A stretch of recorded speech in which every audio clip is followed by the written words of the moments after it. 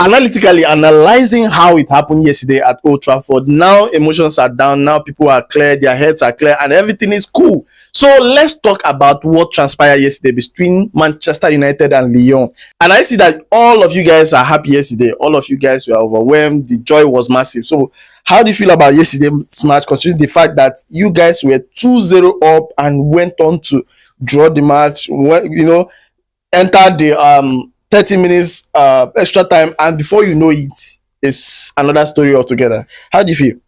Well, of course, yesterday was a roller coaster of emotions. You get it. At some point, we felt we had the game in the bag.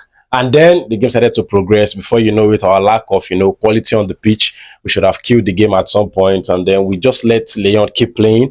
And, the team that holds the ball kind of controls the direction of the game. I think when they pulled one back, you just knew that the game was hanging in the balance. You get it. We knew that with the way we normally play and how we understand this team, they are not the type to, keep a one-goal lead. You get it. And you just knew that at some point, something's going to happen. And we were just hoping that it doesn't happen.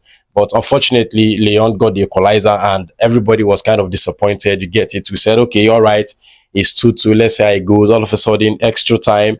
And then Lyon scored 3-2. 3-2, okay, yeah, we can always fight back, from situations like that. Honestly, when they got the penalty, I promise you, there was nobody in that stadium, not us even outside the stadium here or away from England, that thinks that there was going to be a way that we were going to come back into the game. How we did it was surprising. You get it. I'm pretty much...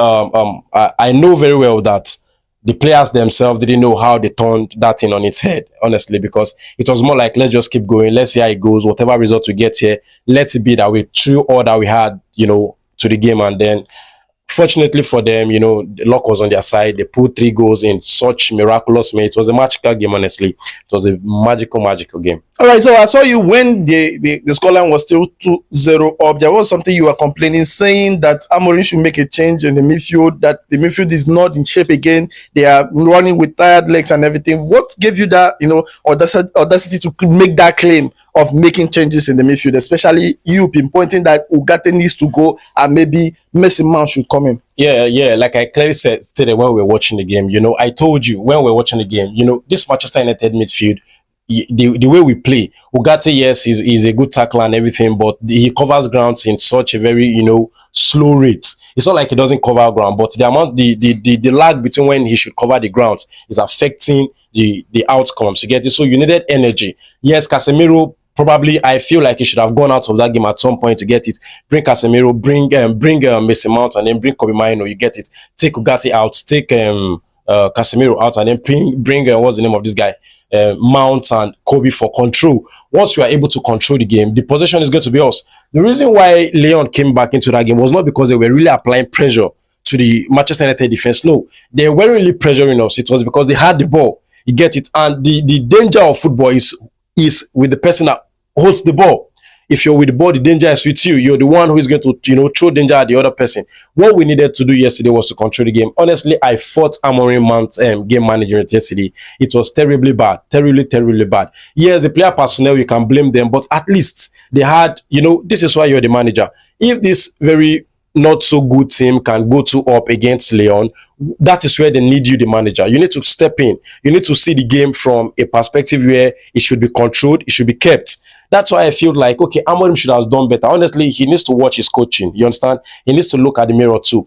You cannot have 2 go up and then you go 2-2 without, doing anything. That's bad game management. Yes, bad game management, because honestly, Lyon were not really, tenacious. It was not like they were bringing, that pressure to us. What they were just doing was they were keeping the ball and taking the ball to dangerous zones. What you needed to do was to make sure you take the ball away from them and keep it as much as you can. But Amorim didn't do that. He was just watching the game. He didn't even make any substitution. The only one he made was the first substitution on Mazraoui. You get Mazraoui was obviously, I know injury must have happened for him to have gone out. But honestly, I think he should have done more in reshaping the midfield. You get it? Taking Bruno, make Bruno stay in the central zone and then bring Ugarte, what's the name of this guy? Kobbie Mainoo and co. to come and, into the center cycle and control the game. If he had done that yesterday, I am pretty much sure that there's no way we would have gone extra time. Even if Lyon was going to score two, they was going to score a goal, probably maybe one, and it's going to be in the dying minutes of the game. Yesterday, yes, the comeback was awesome. It was, nostalgic and everything, but honestly, we're not going to be having that luck every day. Trust me, we're not going to be having that luck every day. All right. Your manager said something about Kobbie Mainoo, saying that he didn't bring Kobbie in the first time because he feels like Kobbie doesn't have that space or that pace to, run around and, look for ball, mark ball. But, at the time that everything is at stake, everything needed to, you need to throw everything inside the match. That was when he tried to, risk it by putting in Kobbie. Whatever happens. If they are going on attack, maybe other players can cover for Kobbie. Yeah. Do you feel any concerns about Kobbie's capabilities? Keeping him on the bench because he cannot mark and he cannot run. Well, I think we shouldn't shy away from the fact that those are the downside to Kobbie's game. You get it, not being able to cover spaces. Not, he's not the type that is urgent. You get it, but then this is why he is a member of a team. You get it. Kobbie is just a tiny fraction of an 11. The team should play as a team. This guy cannot run. Don't put him in situations where he needs to run. He's very good with the ball. Put him in situations where we are using the ball. You understand? Now, if you're saying you're not bringing Kobbie in because he cannot run, that means you've not trained the team enough to complement his lapses. You understand? If you are looking at, Kobbie cannot run, we should put him in places where he doesn't need to run. That's what the manager should be saying. That's what he should be doing. Not saying you're not bringing a very talented youngster like that because he can run. Not everybody can run. And it's not like Kobbie cannot run. Kobbie can run, but he's not the type of person to be, he's not pacey. His pace is not electric. You get it? He's not the type that have that explosive speed to cover quick gaps. So what we need to do is make sure that he's not in a situation where he's at him not running is at a detriment. You get it? We needed to control the game. So we needed somebody who can keep the ball. Kobbie is one of the very technical guys we have in the team, and he should be keeping it. You understand? And I think the reason why we're even talking about Kobbie is because Ugarte is not as good as we expected him to be. If you had a very good defensive midfielder who can run around that ring, so you get it, I think Kobbie should be fine. Not if you check majority of your CM, central midfielders, they don't run. Jorginho does not run. Xavi does not run. You get it? If you look at them, they are not the type to run. They are used to, even Luka Modric cannot run. When the team is in ball. You get it? So you need to understand that these guys are, even if you look at Manchester City too, yes, I know Rodri is an outlier. You understand? Rodri is more like but you look at Arsenal. Partey doesn't run. He can run, but Rice can do the running. You get it? But Partey is somebody that once he's in there, you can't go. He's going to keep the ball there, make sure. So this is what we need to. We need to complement the talents that we have, not just saying this is the downside and then we can't use them. All right, let's quickly talk about Dogo yesterday. Chinazekpere Dogo. He tried his best, but the best was not yet. It wasn't enough. He had chances. He was, in places where he ought to have gotten it past and maybe score, but he didn't score. He didn't utilize his chances. I'm talking about his, marking ability, his defensive abilities is really, really poor. To compare that to a defender, is really, really poor. Can you emphasize on that too? Honestly, I think we are in a very big problem with the fact that we've signed Dogo. I know Dogo is 20. A lot of fans will say, let's be patient with him. But where we are as a club is not where we should be patient. Manchester United is not in a situation where we need patience now. We need players who's going to come and they are going to be good outrightly. And Dogo is not that person. Honestly, Dogo in the last few games that I've seen him, that guy is not the one we are going to be saying will be playing that position. Positionally, you get it? Yes. No, he knows how to play the left wing back because he knows how to, position himself, make the pitch look a little wider. And you understand? He understands the positioning. But in terms of ball efficiency, Dogo is lacking. He's not efficient with the ball. You get it? I mean, when Luke Shaw came in, you could see the quality of the crosses. You understand? Of course, we cannot rely on Luke Shaw because he's 90 days in the hospital, 10 days on the pitch. You understand? What we need to do is bring somebody in that can do well. Dogo is 20 and it didn't cost too much. Dogo cost around 30 million. You get it? That means there's still extra cash from that type of player to do something else. And that reminds me, thanks for asking me about Dogo. You understand? This takes me also to Garnacho.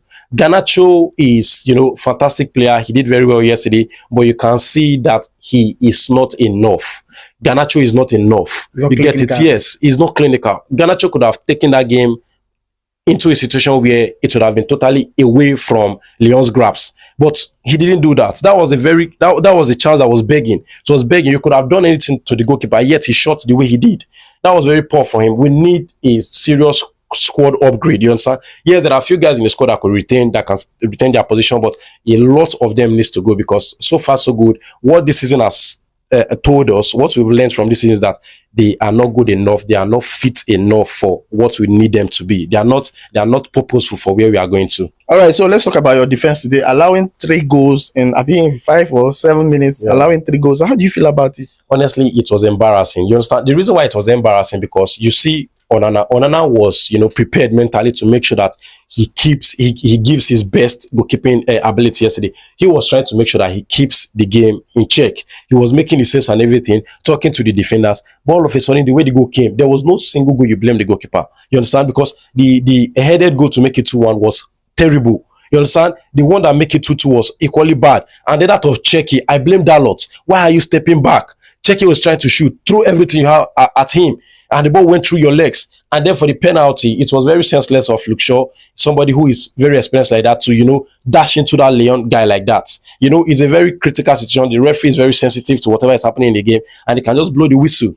Honestly, it was a let-off yesterday. That result yesterday was a let-off for a lot of them because, trust me, if the result had ended with Lyon winning, it would have been a totally different story. It would have been totally different. It would have been hell on earth for those players. A lot of them would not even survive yesterday, honestly. But luckily for them, I think it was a let-off and they can just be happy. All right, let's talk about 2 players who engineered yesterday's win, which is Bruno Fernandes and Casemiro. The way they played yesterday, they made sure they coordinated the players and make sure the output was given. So how do you see how they played yesterday, considering the fact they might be emotionally down on the pitch when those things happened?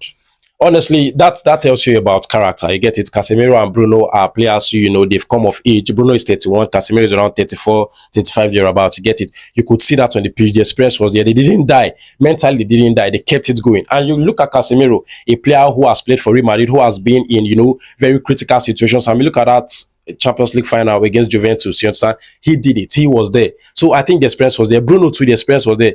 And that experience counted yesterday. Casemiro was the man who actually kept going. You understand? Even in the dying minutes of the extra time, he believed that if we kept on playing, and that's what I said about possession, he who holds the ball controls the danger of the game. He knew that since we are the ones with the ball, we should keep playing it, and he kept on playing it. He got the penalty, got the assist to Kobbie Mainoo, give the ball to Maguire. It was a scintillating senior man performance yesterday. It was honestly a very, world-class performance. I think yesterday's performance was Casemiro was, if he wants to be honest and wants to be honest, it's the best performance in his life.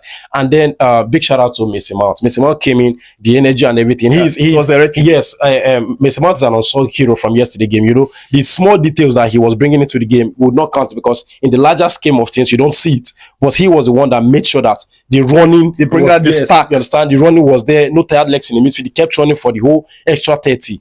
So big shout out to him, and honestly, kudos to everybody and the manager too. The manager, his backroom staff, everybody, they kept on playing. I think they deserve this, Even Lyon too. Lyon does not deserve to go out the way they did because I think on that night they were very fantastic. To come back from 2 goals down away from home and score 2. Get your red card? Yes, with the red card, I think it was a fantastic performance. I think they can build from there. Lyon is a fine team. They can build from that performance yesterday, and hopefully they qualify for Europe in their league. All right. So the last but not the least, Maguire. I don't know how you feel about Amorim always throwing him up there because it is a plan. It's not just pretenders. It was a plan for Maguire to go up there and do something, and he went up there and he did something. Remember 4 games ago, the same thing happened against Nottingham Forest. He got 3 in 5 minutes. He got about 3 on target, but he was unlucky to have slotted it in. But yesterday he was there and he did the job. So any words for him? Honestly, you could just see that Amorim is in fact, trusting Maguire more, and I think it comes down to experience. He trusts Maguire in those situations, and it was really helpful yesterday. Maguire's, height and weight inside the 18-yard box was really. And I think it was like Maguire's redemption moment. He's been through a lot in the club, the bashing, the insults. We did a lot of things to Maguire that, ordinarily no player should come back from it, but he has come back. And I think big ups to Maguire. He needed this moment to redeem himself from the whole Manchester United crisis, and thank God he did. All right, thank you so much. And guys, please, if you think otherwise, please let us know what your thoughts are on the comment section, and don't forget to follow us on all social media platforms at Football Analysis 247, and also subscribe to this YouTube channel at Football Analysis 247. Thank you for always following us, and see you on the next one.